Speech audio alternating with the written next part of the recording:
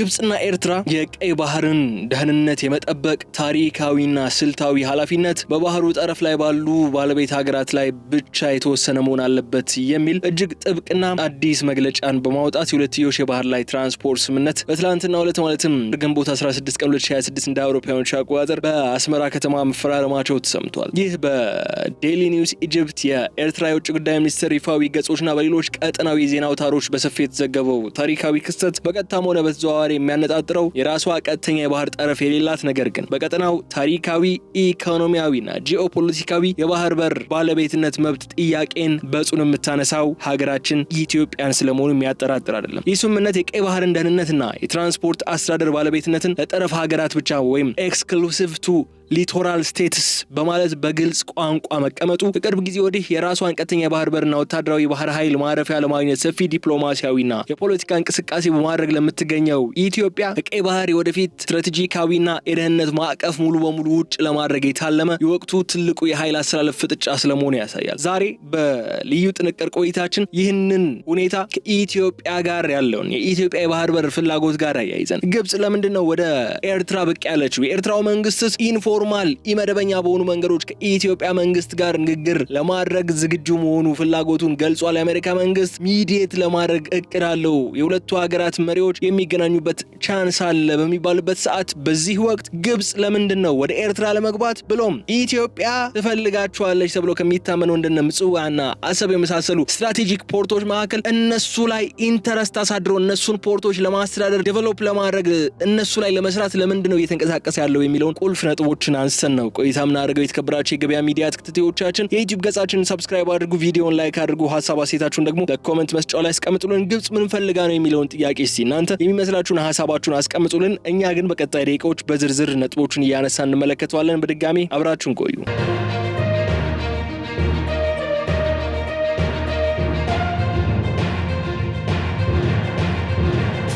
ይህ የአስመራው ስምምነትን ተከትሎ በካይሮ የተካሄደ ደግሞ ሌላ አንድ መድረክ ነበር። እሱም የግብጽና የኤርትራ የጋራ የንግድ ፎረም ነው። ሁለቱ ሀገራት ያላቸውን የፖለቲካና የደህንነት ፍላጎት ወደ መዋቅራዊ ኢኮኖሚያዊና ወደ ወታደራዊ ትስስር ለመለወጥ የተጀመረ ግዙፍና ተግባራዊ እርምጃ ተደርጎ ይወሰዳልም ተብሏል። በስምምነቱ መሰረት የተዋቀረው የባህር ላይ ትራንስፖርት ስምምነት የወደብ መሰረተ ልማቶች በጋራ ማልማት፣ በካይሮና በአስመራ መካከል ቀጥተኛ የንግድ መርከቦች ኮሪደር መፍጠርና የባህር ላይ መረጃዎችን በጋራ መለዋወጥ የሚል ጉዳዮችን በዝርዝር እንደሚያጠቃልል ተነስቷል። ይህ አይነት የተቀናጀ ባህር ላይ ትስስር ኢትዮጵያ በአፍሪካ ቀንድ ያላትን የኢኮኖሚ የበላይነት ለመገዳደርና ከአንድ ዓመት በፊት ኦልሞስት ወደ ሁለተኛ ዓመቱ እያመራ ነው ያለው ከሶማሊላንድ ጋር የተፈረመውን የመግባቢያ ስምምነት ተከትሎ የመጣ ግልጽ እርምጃ መሆኑ እየተነሳ ነው ያለው። የግብጽ ዘላቂ ብሔራዊ ጥቅም ከኤርትራ የጂኦግራፊያዊ አቀማመጥ ጋር በማጣመር አዲስ የጋራ መከላከያ ግንብ ለመገንባትም የተወጠነ ስልታዊ መዋቅር ነው የሚመስለው። ከዚህ ስምምነት በስተጀርባ ያለው ታሪካዊ፣ ህጋዊና ስትራቴጂካዊ አንድምታ በጥልቀት ስንመለከተው ደግሞ ምናገኛለን መሰላችሁ? ግብጽ በአባይ ወንዝና በታላቁ የኢትዮጵያ ህዳሴ ግድብ ዙሪያ ካላት የቆየ ስጋት አንጻር በኢትዮጵያ የኋላ ደጅ ማለትም በሰሜን ምስራቅ አፍሪካ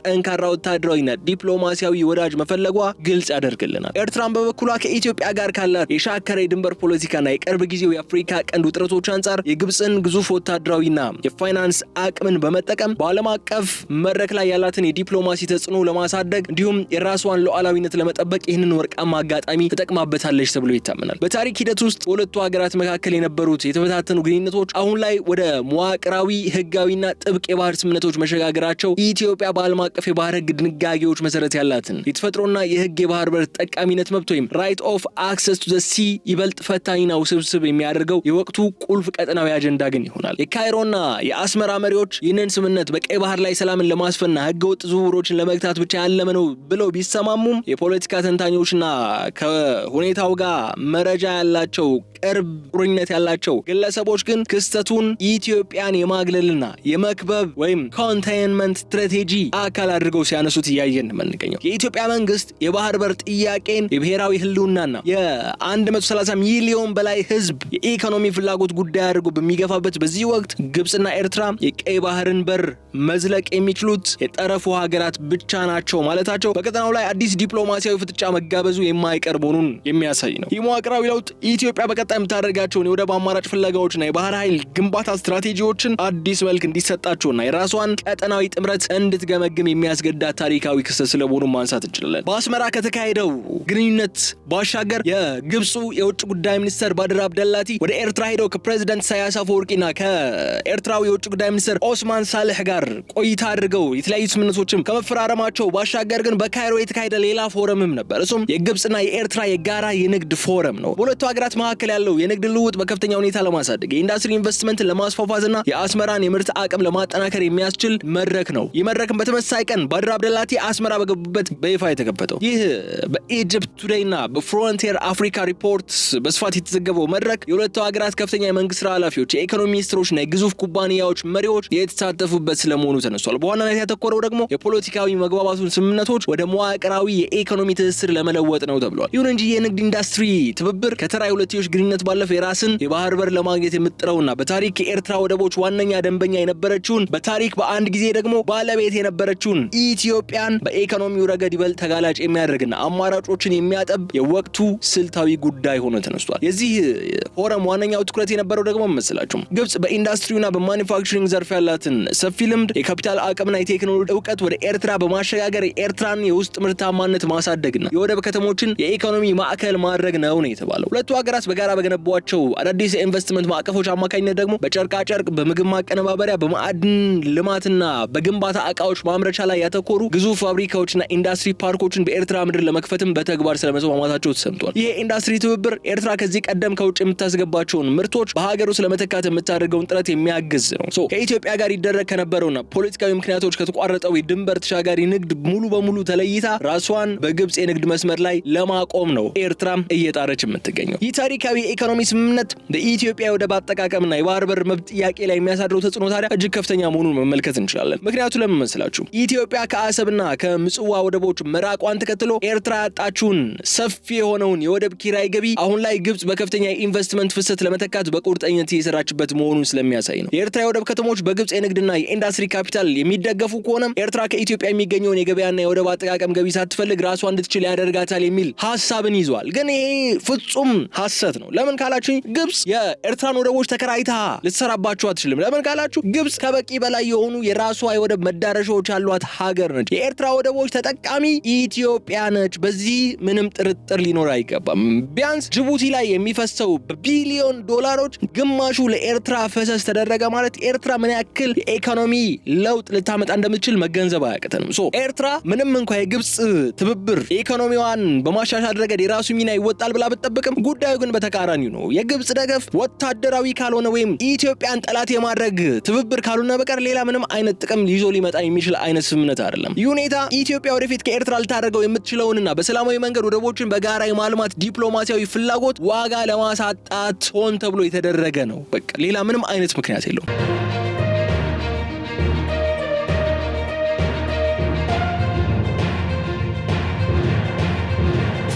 ከዚህ በተጨማሪ ደግሞ ያ በካይሮ የተካሄደው የንግድ ፎረም በሁለቱ ሀገራት መካከል የነበሩትን የጉምሩክና የንግድ እንቅፋቶች ለማስወገድ የታሪፍ ማሻሻያዎችን ለማድረግና የግብጽ ባለሀብቶች በኤርትራ ያለውን ያልተነካ የባህርና የማዕድን ሀብት እንዲመለከቱም ምቹ ሁኔታ ይፈጥራል ይላል። ሜቢ ይህ አንድ የሚያስኬደን ጉዳይ ሊሆን ይችላል። ኤርትራ ለረጅም ጊዜያት ራሷን ከዓለም ነጥላ የቆየች ሀገር ስለሆነች ግብጽ ይህንን አድቫንቴጅ ተጠቅማ ኤርትራ ላይ ያሉ ማዕድናትና ሌሎች መጠቀም የምችላቸውን ነገሮች ይዛ ለመውጣት ልትጥር ትችላለች። ይህ ባህሪያዊ ነው። ግን ይህንን የንግድ ትብብሩን ጉዳይ ቆም እናድርገውና ወደ ቀይ ባህር በተመለከተው የውጭ ጉዳይ ሚኒስትሩ ባድር አብደላቲ ወደ ኤርትራ አምተው ከፕሬዝዳንት ኢሳያስ አፈወርቂ ተነጋግረው ከኦስማን ሳልህ የተፈራረሙትን ሰነድ በተመለከተ ቆይታ እናድርግ። ግብጽና ኤርትራ የቀይ ባህር ደህንነት ጥበቃና አስተዳደር በባህሩ ዙሪያ ባሉ ባለቤት ሀገራት ብቻ መከናወን አለበት ሲሉ ነው የተደመጡት። በተለይ የግብጽ የውጭ ጉዳይ ሚኒስትር ባድር አብደላቲንን ነገር በግልጽ አስቀምጠውታል። ይህ ደግሞ በዓለም አቀፍ የባህር ህግ ድንጋጌዎችና በኢትዮጵያ ታሪካዊ ፍላጎት ላይ የተሰነዘረ ዲፕሎማሲያዊ ጋሬጣ ነው። ይህ በዴሊ ኒውስ ኢጅፕት ላይ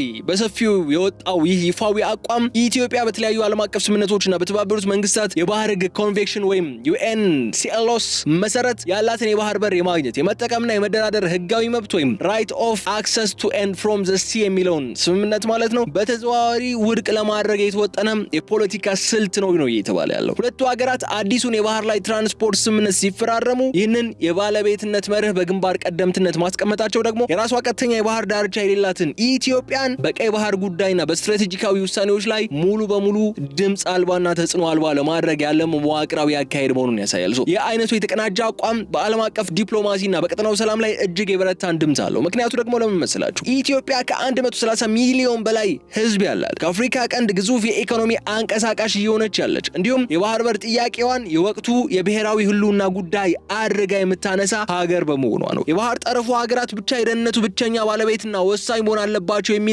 የካይሮና የአስመራ መርህ ደግሞ ኢትዮጵያ በቀይ ባህር ቀጠና ላይ ልታቋቁመው ለምታስበውና ለምትፈልገው የባህር ኃይል እንቅስቃሴ እውቅና ላለመስጠት በቅድሚያ የተዘጋጀ ህጋዊ መሰል ወታደራዊ አጥር ነው። ይህ በቀጠናው ላይ የራሷን የንግድ መርከቦች በነጻነት ለማንቀሳቀስና የብሔራዊ ጥቅሟን ለማስከበር ለምትሻው ኢትዮጵያ በጂኦግራፊያዊ አጥርነት ምክንያት ብቻ ከቀይ ባህር ሁለንተናዊ ተጠቃሚነት ገለልተኛ የማድረግ ሴራም ነው። ከህግና ከስምምነቱ ይዘት አንጻር ስንመለከተው ደግሞ መስላችሁ ሁለቱ ሀገራት የተፈራረሙት የባህር ላይ ትራንስፖርት ማዕቀፍ በጋራ ባህር ላይ የሚደረጉ የፓትሮል የቁጥጥርና የስለላ ስራዎችን በራስ አቅም ለመወጣት የሚያስችል ጥብቅ ደንብን የሚፈጥር ነው። ይህ ስምምነት በቀይ ባህር ደቡባዊ መግቢያና በኤደን ባህረ ሰላጤ ዙሪያ የሚደረጉ ማንኛቸውም እንቅስቃሴዎች በጋራ የመከታተል ስራዎችንም የሚያካትት ስለመሆኑ ተነስቷል። ግብጽና ኤርትራ ይህንን ህጋዊና ወታደራዊ ጋሻ በመጠቀም ኢትዮጵያ በሶማሊላንድም በኩል ሆነ በማንኛውም ሌላ አማራጭ ወደብ ስምምነት ተጠቅማ ወደ ቀይ ባህር ለመምጣት የምታደርገውን የባህር ላይ የመገኘትና የንግድ ኮሪደር ግንባታ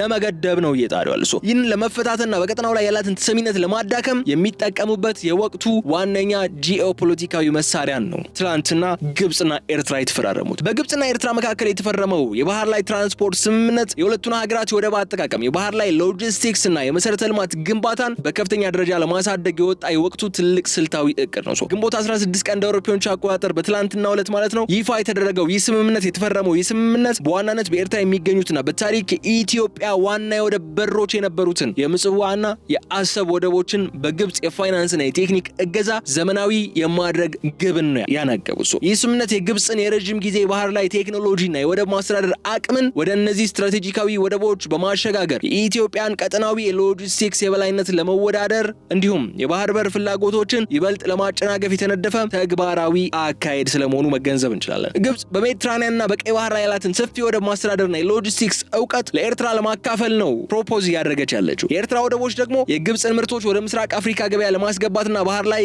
ቁጥጥሯን ለማጥበቅ ዋነኛ መነሻ እንዲሆኑ ነው እየጣረች ያለችው። ይህ ሁኔታ ኢትዮጵያ በጅቡቲ ወደብ ላይ ያላትን ፍጹም ጥገኝነት ለመቀነስና የትራንስፖርት ወጪዋን ለማቃለል ወደ አሰብ ለመመልከት የምታደርገውን የሰላም ዲፕሎማሲና የታሪክ መብት ጥያቄን በር ለመዝጋት የታለመ ነው። የወደብ መሰረተ ልማቱ በግብጽ ድጋፍ መገንባቱ የካይሮን ወታደራዊና የንግድ ፍላጎት በኢትዮጵያ ሰሜናዊ የኋላ ደጅ ላይ በቋሚነት የሚያሰፍን ነው። በአንጻሩ ደግሞ የኢትዮጵያን የወደብ አማራጭ የማግኘት ህልም በከፍተኛ ሁኔታን የሚያዛባ ነው። ይህ የወደብ መሰረተ ልማት ኢትዮጵያ የባህር በር መብቷን ለማስከበር ለምታደርገው የንግድ እንቅስቃሴ አዲስ የውድድር ምህዳርና ከፍተኛ የኢኮኖሚ ጫናን ለመፍጠር ነው እየተንቀሳቀሰ ያለው። የኤርትራ ወደቦች በግብጽ እገዛ በዘመናዊ መልኩ መደራጀታቸውና ለኢትዮጵያ ዝግ ሆነው መቀጠል የሚችሉ ከሆነ ኢትዮጵያ በየዓመቱ በቢሊዮን የሚቆጠር ዶላር የወደብ ኪራይ እየከፈለች በጅቡቲ ላይ እንድትቀጥል ወይም ደግሞ የሶማሊላንድን ሁኔታ በከፍተኛ የፖለቲካ ጫና ውስጥ ሆና እንድትፈጽም የሚያስገድዳት ነጥብ ነው የሚፈጠረው።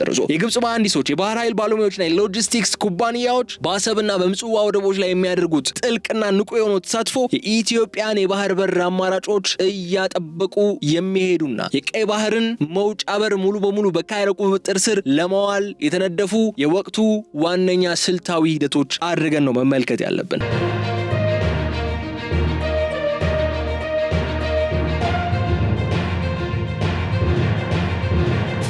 የግብጽና የኤርትራ የጋራ የንግድ ፎረም በካይሮ የተካሄደ ነው ያልኳቸው የንግድ ፎረም በሀገራቱ መካከል ያለውን ኢንቨስትመንት ፍሰት ለመጠበቅ ካፒታልን በነጻነት ለማንቀሳቀስና አዳዲስ የኢንዱስትሪ ማዕቀፎችን ለመዘርጋት ያለመ ነው ተብሏል። ፍሮንቲርስ አፍሪካ ሪፖርትስና ኢጂፕት ቱዴይ ይዟቸው የወጡት ዘገባዎች ምን ያሳያሉ መሰላችሁ? ሁለቱ ሀገራት ባለሀብቶቻቸው ያለምንም ስጋት ንብረቶቻቸውን ማፍራት የሚችሉበትን የሁለትዮሽ የኢንቨስትመንት ጥበቃና ማበረታቻ ስምምነት ለማጽደቅ በሙሉ መግባባት ላይ ደርሰዋል ነው እየተባለ ያለው። እነዚህ ሁለቱ ሀገራት አሁን ከሁል ጊዜውም በላይ ይበልጥ የተጠናከረ ትብብር ምዕራፍ ላይ ስለመድረሳቸው ነው የሚያሳየው። የዚህ ኢንቨስትመንትና የኢንዱስትሪ ትብብር ማዕቀፍ ዋና ዓላማዎች መስሏቸው ድርብ ታክስን ማስቀረት፣ የካፒታል ዝውውርን ማቃለልና የግብፅን ግዙፍ የኮንስትራክሽን የኢነርጂና የሎጂስቲክስ ኩባንያዎች በኤርትራ ስትራቴጂካዊ የልማት ፕሮጀክቶች ላይ በቀጥታ እንዲሰማሩ በር መክፈትን ያካትታል። ግን ደግሞ ይህ የኢንቨስትመንትና የኢንዱስትሪ ትብብር በሚል ሽፋን እየተደረገ ያለው አካሄድ ቶታሊ ፖለቲካል ዓላማ ያለው ኢትዮጵያን የመክበብ ስልት አለመሆኑ ምን ማረጋገጫ አለ የሚሉ ጥያቄዎች ቢነሱ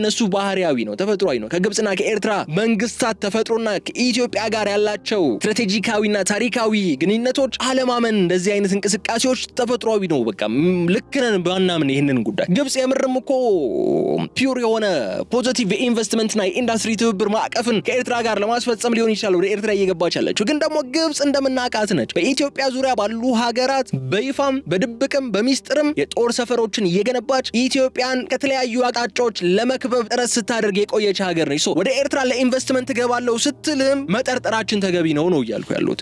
ግብፅ የፋይናንስና የቴክኖሎጂ አቅሜን በመጠቀም የኤርትራን የውስጥ መዋቅር አጠናክራለሁ፣ ኤርትራ ከኢትዮጵያ ጋር ሊኖራት የሚችል ማንኛውም የኢኮኖሚ ትስስር ፍላጎት ደግሞ በሙሉ እንዲቋረጥና የወደብ በሮች ለኢትዮጵያ ገበያ ክፍት እንዳይሆኑ አደርጋለሁ የሚል አቋም ነው የያዘች የሚመስለው። በግብፅና በኤርትራ መካከል በትላንትናው ዕለት የተደረጉት እነዚህ ሁለንተናዊ የኢኮኖሚና የደህንነት ስምምነቶች በምስራቅ አፍሪካና በአጠቃላይ በአፍሪካ ቀንድ የፖለቲካ ስነ ምህዳር ላይ አዲስና እጅግ የበረታ የኃይል አስተላለፍ እየፈጠሩ መሆናቸውንም የሚያሳዩ ናቸው። የፍሮንቲርስ አፍሪካ ዝርዝር ዘገባ በስፋት ያስቀመጠው ጉዳይ መስላችሁ ስትራቴጂካዊ ጥምረትን የተመለከተ ነው። ኢትዮጵያ የባህር በር ማግኘት ህጋዊ፣ ታሪካዊና ኢኮኖሚያዊ ፍላጎቷን ለመገደብና በቀጠናው ላይ ያላትን ተሰሚነት ለመቀነስ የታለመ የወቅቱ ዋነኛ አጀንዳ ነው ግብፅና ኤርትራ እያራመዱ ያሉት። ግብፅ በኤርትራ ሰፊ የባህር ጠረፍ በኩል የምታገኘው የባህር ላይ የኢኮኖሚና የወታደራዊ መገኘትና ተደራሽነት ኢትዮጵያ በአፍሪካ ቀንድ ላይ ያላትን ዲፕሎማሲያዊ ተደራሽነትና ተጽዕኖ ፈጣሪነት ሚዛን ለመሳብ የምትጠቀምበት ትልቅ ስልታዊ መሳሪያ ሆኖ ያገለግላል ነው እያሉ ያሉት።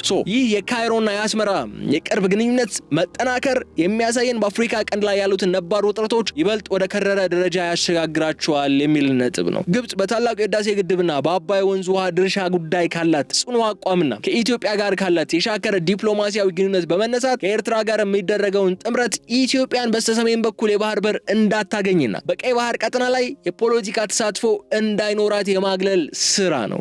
ኤርትራን በበኩሏ ከኢትዮጵያ ጋር ካላት የድንበር ፖለቲካ፣ የታሪክ ሂደትና የቅርብ ጊዜ የቀጠናው ውጥረቶች አንጻር ከግብፅ ጋር የምትፈጥረው ጠንካራ የባህር ላይ ደህንነት ትብብር ኢትዮጵያ የባህር በር መብቷን ለማስከበር ልትወስደው የምትችለውን ማንኛውም ዲፕሎማሲያዊም ይሁን ወታደራዊ እርምጃ ለመከላከል የምትጠቀምበትን አስተማማኝ ጋሻ ነው። ይሁን እንጂ የሁለቱ ሀገራት መሪዎች ስምምነት በቀጠናው ሰላምና መረጋጋት ለመፍጠር እንጂ በማንኛውም ሶስተኛ ሀገር ላይ ያነጣጠረ እንዳልሆነ በተደጋጋሚ ሲገልጹ ተደምጧል። በተግባር ግን የኢትዮጵያን ብሔራዊ ጥቅምና ቀጠናዊ ራዕይን የሚጋፋ መሆኑ ግልጽ ነው። ይህ የካይሮና የአስመራ ጥምረት በምስራቅ አፍሪካም አዲስ የፖለቲካ ሚዛን እየፈጠረ ስለመሆኑ የሚያጠራጥር አይደለም። ኢትዮጵያ በቅርቡ የባህር በር ለማግኘት ከሶማሊላንድ ጋር ስምምነትን ከመፈራረም ጀምሮ የተለያዩ እንቅስቃሴዎችን ስታደርግ ቆይታለች።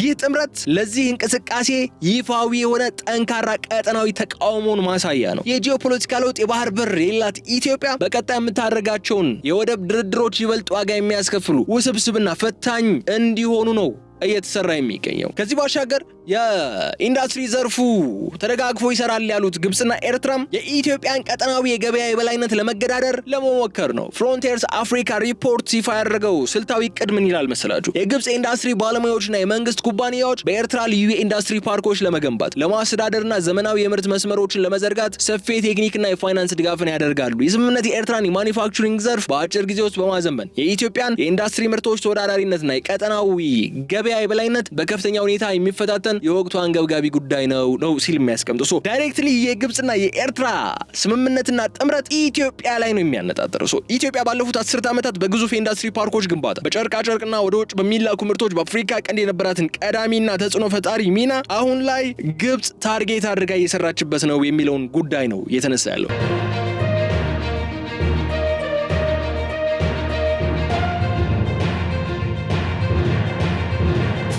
ኢትዮጵያ ኢኮኖሚዋ በጠነከረ ቁጥር በሌሎች ላይ ያላትን ጥገኝነት እየቀነሰች በራሷ መቆም በቻለች ቁጥር ኢትዮጵያ ለግብጽ ፍላጎቶች የማትገዛ ሀገር ሆና መቀጠሏ ለግብጽ መንግስት የሚዋጥ ጉዳይ አይደለም። የኢትዮጵያ ህዳሴ ግድብም ኢትዮጵያ በራስ አቅም መገንባት ስለቻለች ነው የኛን ፕሮፖዛሎች ከኛ ጋር ዲሎችን ሳትፈጽም ሳትስማማ በዚህ ደረጃ ልትገነባው የቻለችው የሚለው እምነትን ነው አሁን በተዘዋዋሪ አምጥቶ እዚህ ጋር የኢትዮጵያን ኢንዱስትሪና የፋይናንስ አቅም እንዲጎዳና ሌላ ተገዳዳሪ እንዲኖርበት ለመስራት እየጣሩ የሚገኙት። ግብጽና ኤርትራ የቀይ ባህር ደህንነት ሁኔታ የባህሩ ጠረፍ ሀገራት የሚዋሰኑ ብቸኛ ኃላፊነት ነው ሲሉ መደመጣቸው ኢትዮጵያ በቅርብ ዓመታት ለጀመረችው የባህር ኃይል ወይም የኔቪ ግንባታ መልሶ ማደራጀትና ወታደራዊ ስትራቴጂ ትልቅ ዲፕሎማሲያዊና ህጋዊ መሰናክል ለመፍጠር የታለመ ነው። ይህ መግለጫ ኢትዮጵያ የባህር ጠረፍ ባይኖራትም በቀጠናው ሰላም፣ ጸጥታና የንግድ መርከቦች ጥበቃ ላይ የራሷ የባህር ኃይል ሊኖራት ይገባል የሚለውና ከሶማሊላንድ ጋር የሚደረጉ ንግግሮች መሰረት የባህር ኃይል ማረፊያ ለመገንባት የምታደርገውን ጥረት በቀጥታ የሚገዳደር የወቅቱ አጀንዳን ነው ሴት እያደረጉ የሚገኝ ካይሮና አስመራ ይህንን ስምምነት በማጽደቅ ኢትዮጵያ ከቀይ ባህር ወታደራዊና የደህንነት እንቅስቃሴዎች ሙሉ በሙሉ ለማግለል በጋራ ስለመስማማታቸው ነው የሚያሳየን። ኢትዮጵያ የብሔራዊ ደህንነቷን ለማስከበር የስትራቴጂካዊ ጥቅሞቿን ለማስጠበቅና የንግድ መርከቦቿን ከባህር ላይ ወንበዴዎች ለመከላከል ጠንካራ የባህር ኃይል እንደሚያስፈልጋት በተደጋጋሚ የገለጸው ጉዳይ ነው። የግብጽና የኤርትራ አቋም ደግሞ ይህንን ፍላጎት ህጋዊ መሰረት የሌለው ለማስመሰል የታለመ ነው። የባህሩ ጠረፍ ሀገራት ብቻ የደህንነቱ ብቸኛ ባለቤት መሆን አለባቸው የሚለው መርሃቸው ኢትዮጵያ ከሶማሊላንድም ሆነ ከማንም የምታገኘውን የባህር ኃይል ሰፈር በቀይ ባህር ዙሪያ ያሉ ሀገራት እውቅና እንዳይሰጡትና ጉዳዩ እንደ ቀጠናዊ ስጋት እንዲመለከቱት ዲፕሎማሲያዊ ቅስቀሳ ለማድረግ የሚጠቀሙበት ፖለቲካል መንገድ ነው ተደርጎ ሊወሰድ የሚገባው። ይህ የኢትዮጵያን የባህር ኃይል መኖር በቀይ ባህርና በኤደን ባህረ ሰላጤ ላይ ህገወጥ አድርጎ ለመፈረጅ የተዘጋጀ ስልታዊ አጥር ነው። ይህ አቋም በቀይ ባህር ላይ አዲስ የወታደራዊ ፉክክርና የደህንነት መድረክ ሊፈጥር የሚችል ነው። ኢትዮጵያ ብሔራዊ ደህንነቷና የኢኮኖሚ ህልውናዋ ከቀይ ባህር መስመር ጋር በጥብቅ የተያያዘ በመሆኑ ምክንያት የካይሮና የአስመራን የመግለጫ ገደብ በቀላሉ የማትቀበለውና የባህር ኃይል ግንባታዋን እንደምትገፋበት ግልጽ ነው። ይሁን እንጂ ግብጽና ኤርትራ ያወጡትን መግለጫ በተግባር ለመተርጎም የባህር ላይ ወታደራዊና የደህንነት ስምምነታቸውን ማጠናከራቸው ኢትዮጵያ የባህር ኃይል ግንባታ ህልሟን ለማሳካትና በቀይ ባህር ቀጠና ላይ ያላትን ወታደራዊ መገኘት እንዲኖራት የምታደርገውን የዲፕሎማሲ ጉዞ ይበልጥ ከዚህ በኋላ ጠንካራ፣ ውስብስብና ከፍተኛ ዋጋን ሊያስከፍል የሚችል እድልን ሊፈጥር ይችላል። ግን ደግሞ ይህ የእነዚህ ሁለቱ ሀገራት ስምምነት የመጣው ደግሞ ኢትዮጵያ ከአሜሪካ ጋር ግንኙነቶቿን በማሻሻል አሜሪካ ኢትዮጵያ በቀጠናው የምታደርገውን ሰላም የማስከበር ጸጥታን የማስፈን ጉዳይ እጅግ የሚደነቅ ስለመሆኑ አንስታ በኢትዮጵያ ላይ ጥላ የነበረውን የጦር መሳሪያ ዝውውርና የግዢ ማዕቀብ ባነሳችበት ብሎም ከኤርትራ ጋር ሰላማዊ ሁኔታዎች እንዲፈጠሩ ፍላጎት እንዳላት በሚገለጽበትና ኢትዮጵያ የቀይ ባህርን ቀጠና ደህንነት እንድታስጠብቅላት በምትፈልግበት ሰዓት መሆኑ ግን ይህ ነገር ምናልባት ለኢትዮጵያ ይዞት የሚመጣ የራሱ የሆነ ሌላ እድል ሊኖረው ይችላል። ምናልባት ኤርትራ በእነ አሜሪካም ተገዳ ወደዚህ ጉዳይ ልትገባ የምትችልበት እድልን ሊያመቻች የሚችልበት ሁኔታ አለ ማለት ነው። ግን ደግሞ ይህ የሁለቱ ሀገራት ስምምነት ኢትዮጵያን ለመክበብ ኢትዮጵያን ለመጉዳት የኢትዮጵያን ጥቅምን ታርጌት አድርጎ የተሰራ ቢሆንም እንኳን የግብጽና ኤርትራ የጋራ ስምምነቶች የኢትዮጵያን የባህር በር መብት ጥያቄ ለመገደብና በቀይ ባህር ላይ ያላትን ሚና ለማዳከም ትልቅ ስልታዊ ተስፋ ተደርገው የተወሰዱ ቢሆንም እነዚህ ስምምነቶች ግን በተግባር ላይ ለመዋል በርካታ የፈጻጸም ተግዳሮቶችና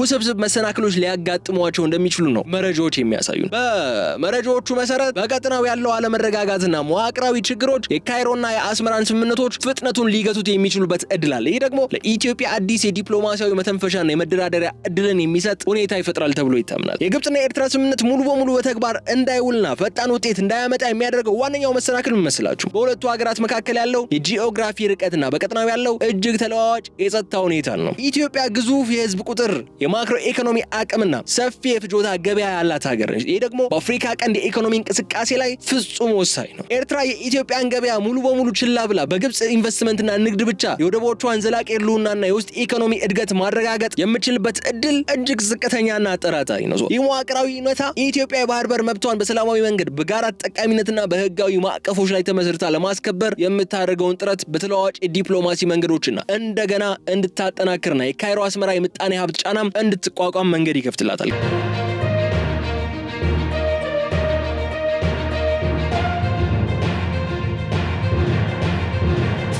ከዚህ በተጨማሪ ደግሞ የኤርትራ ውስጥ የመሰረተ ልማት የኃይል አቅርቦትና የኮሙኒኬሽን መዋቅር በገና በከፍተኛ ኢንቨስትመንት የሚያስፈልገው ነው። የግብጽ ግዙፍ ኩባንያዎች በፈለጉት ፍጥነት ስራቸውን እንዳይጀምሩና ካፒታላቸውን እንዳያንቀሳቅሱ ሊያደርጋቸው ይችላል። እነዚህን መሰረታዊ ችግሮች ለመፍታት ረጅም ጊዜና ከፍተኛ የፋይናንስ ወጪን የሚጠይቅ ነው። ኢትዮጵያ ይህንን የጊዜ ልዩነት በአግባቡ በመጠቀም ከሌሎች የጎረቤት ሀገራት ጋር ያላትን የወደብ አማራጭ ድርድሮችና ስምምነቶችን በማጠናከር ምቹ አጋጣሚን ለመፍጠር ትችላለች። በአጠቃላይ ደግሞ የግብጽና የኤርትራ የፖለቲካ ስምምነት ወረቀት ላይ ጠንካራ መስሎ ቢታይም በአፍሪካ ቀንድ ምድር ላይ ያለ ግዙፏ ኢትዮጵያ ተሳትፎና ፍላጎት ሙሉ ሰላምና የተረጋጋ የባህር ላይ ንግድ ማምጣት እጅግ አስቸጋሪ መሆኑ ግን የስምምነቱ ትልቁ ፈተና እንዲሁም የኢትዮጵያ ዲፕሎማሲ ድል መነሻ መስመር ስለመሆኑ የሚያጠራጥር አይደለም። የልዩ ጥንቅር ቆይታችን ስናጠቃልለው ግን የተከበራችሁ የገበያ ሚዲያ ተከታታዮቻችን የግብጽና የኤርትራ የረጅም ጊዜ ስትራቴጂካዊ አጋርነት በቀይ ባህርና በምስራቅ አፍሪካ ቀጠና ላይ አዲስ የደህንነት የፖለቲካና የኢኮኖሚ ምዕራፍ የከፈተ ቢመስልም የኢትዮጵያ የባህር በር የማግኘት የመጠቀምና ሉዓላዊ ጠቃሚነቷን የማረጋገጥ መብት ግን በመሰል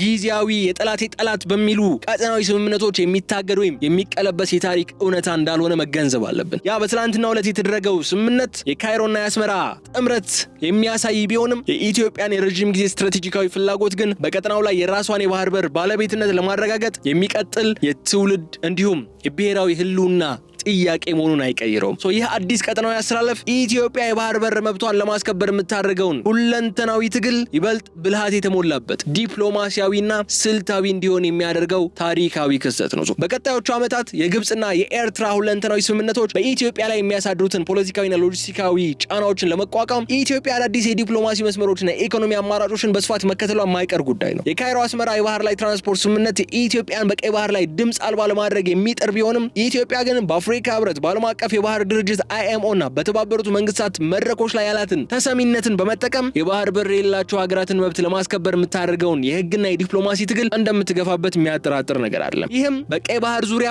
ሁሉንም አካላት የጋራ ተጠቃሚነት የሚያረጋግጥና አካታች የሆነ አዲስ ቀጠናዊ ማዕቀፍ እንዲፈጠር የረጅም ጊዜ ግፊት ማድረጊያ መንገድ ነው ሊሆን የሚችለው። በማጠቃለያችን ላይ ግን የካይሮና የአስመራው አዲሱ ስትራቴጂካዊ ጉዞ የኢትዮጵያን የባህር በር መብት ጥያቄ ይበልጥ ከፍተኛ ጥንቃቄና ኢንቨስትመንት አቅም የሚጠይቅ እንዲሆን ያደርገዋል። የቀይ ባህር ደህንነት በራስ አቅም የመጠበቅ አቋምና የወደብ ልማት ትብብሩ ኢትዮጵያን በቀጥታ ለማግለል የታለመ ቢሆንም የኢትዮጵያ የወደፊት ብልጽግና የንግድ ደህንነትና ቀጠናዊ ውህደት ግን ከባህር በር መብት ጋር ፍጹም የተሳሰረ በመሆኑ ምክንያት ትግሉ የሚቀጥል እንጂ የሚቆም አለመሆኑ የማይታበል ሀቅ ነው። ይህ የወቅቱ ስትራቴጂካዊ ፍጥጫ የወደፊት የምስራቅ አፍሪካ የኃይል ሚዛንና የኢኮኖሚ መልክ በከፍተኛ ሁኔታ የሚቀይረው ብቻ ሳይሆን ኢትዮጵያም የራሷን ብሔራዊ መብት ለማስከበር የምታደርገውን ጥረት አዲስ መልክን በመስጠት በቀጠናው ላይ ያላትን የጂኦፖለቲካዊ ተደራሽነት ለማስጠበቅ በቆራጥነት እንደምትቀጥል ምንም ጥርጥር የለውም በማለት የዕለቱን የልዩ ጥንቅር ፕሮግራማችን እዚህ ላይ እንቋጫለን። የተከበራችሁ የገበያ ሚዲያ ተከታታዮቻችን አብራችሁን ቆይታችሁ ስለተከታተላችሁን እጅግ አድርጌ አመሰግናችኋለሁ። በቀጣይ በሌላ ጉዳይ መልሰን እስክንገናኝ ድረስ ገበያ ሚዲያን ዩቲዩብ ገጽ ሰብስክራይብ እንድታደርጉ፣ ቪዲዮውን ላይክ እንድታደርጉ፣ ሐሳብ አስተያየታችሁን በኮሜንት መስጫው ላይ እንድታስቀምጡልን በመጋበዝ እዚህ ጋር እሰናበታለሁ። በቀጣይ በሌላ ጉዳይ እስክንገናኝ ድረስ በቸር ሰንብቱልኝ። ሰላም።